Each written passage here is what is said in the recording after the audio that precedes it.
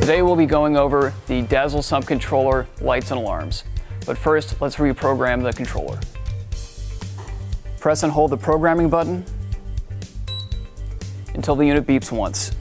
Now you're ready to set the high level. Press and hold the button again until the unit beeps twice. Now you're ready to set the low level. Press and hold. The unit is now ready to use. If the level of the sump gets too high,